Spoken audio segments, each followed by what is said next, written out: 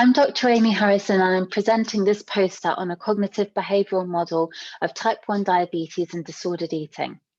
We need to know more about this because it's associated with significant distress and interference in daily activities, as well as more diabetes complications.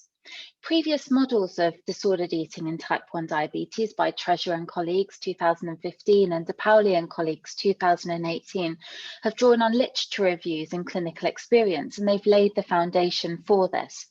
We aim to build on this work by developing a new cognitive behavioural model informed by lived experience. We also aim to produce a second model outlining resilience to or recovery from disordered eating in type 1 diabetes. To achieve this, we interviewed 23 women with type 1 diabetes. 9 were currently experiencing disordered eating, 9 had never experienced disordered eating, and 5 were in recovery from disordered eating. We used a qualitative methodology called grounded theory to extract categories reflecting underlying themes expressed by participants around diabetes and disordered eating. These involved premorbid factors, first encounters with type 1 diabetes, the impact of type 1 diabetes on food, eating, weight and shape, the ways in which type 1 diabetes affects physical health, the person's relationship with diabetes, and others' reactions to diabetes. We also produced individual cognitive behavioural therapy formulations for all participants and combined these data together with the grounded theory categories to produce the two models.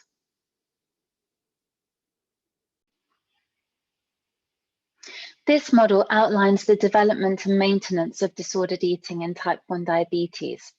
Premorbid vulnerability factors such as early life events, important transitions past psychiatric history, and personality factors interact with and contribute to how participants first encounter and experience type 1 diabetes diagnosis, including timing of the diagnosis and family involvement.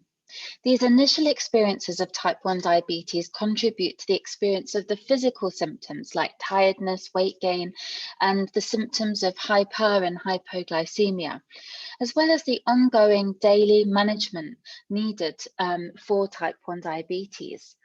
Participants told us that diabetes is a 24-hour job and you do not get a day off. This may be reinforced by hyper or hypoglycemia being experienced as addictive, producing a numbness to negative emotions and the experience of what participants called brain fogginess because of hyperglycemia. Vulnerability factors, first encounters with type 1 diabetes and its management, physical symptoms, and the relentlessness of its management evoke negative thoughts about type 1 diabetes, eating, weight, and shape. And these further exacerbate sensitization to eating, weight, and shape cues. For example, participants expressed how they hate diabetes and how it makes them feel different and defective. They said insulin use can affect weight and shape and were often self-critical, saying, "I've made a mistake in my management, therefore I've got it all wrong." This provoked a loss of control and the experience of, what the hell, I just want a day off diabetes, an acceptance of feeling unwell as normal. I would rather feel unwell than fat. The disordered eating is then maintained by vicious cycles of thoughts, feelings, and behaviours that you can see here at the bottom of the model. Systemic factors like others' responses to diabetes, including misinformed advice. People had been told things like, take cinnamon, and should you be eating chocolate? As well as stigma and difficulties accessing well-informed, flexible diabetes care regimes and mental health support further maintain these vicious cycles.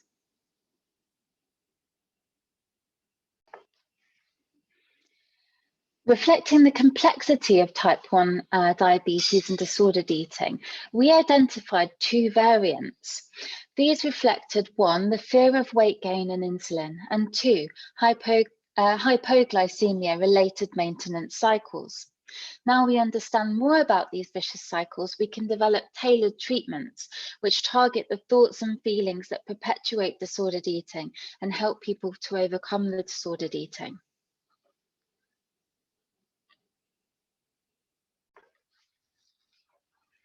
In our second model of recovery from and resilience to disordered eating, individuals either manage and learn to overcome early difficult experiences and challenging aspects of personality like perfectionism or inflexibility, or they experience an early life with good transitions, few negative life events, and weight and shape are not stigmatized in family conversations.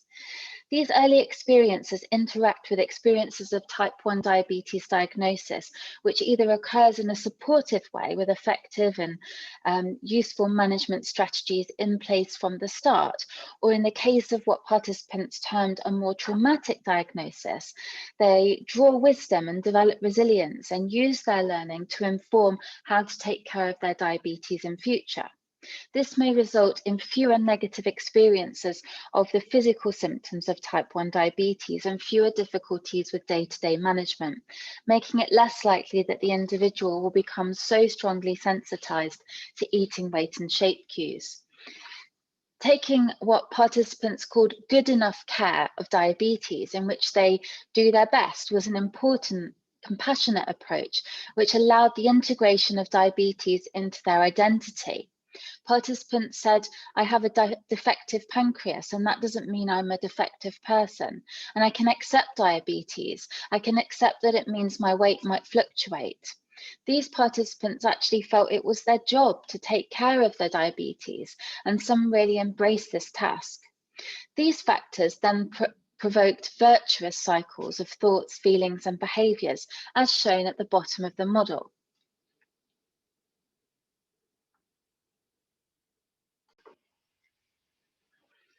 One strength of our model is that it elaborates on the multiple ways in which insulin might be used to influence weight and shape. One limitation of this work is that no males opted to take part, unfortunately, but we'll try and target this group more in future work to further test and refine the model.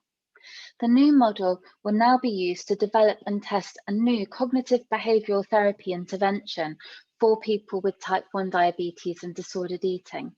Thank you very much to our funders and the participants who shared their experiences, and I look forward to discussing this work further with you in the questions and answers.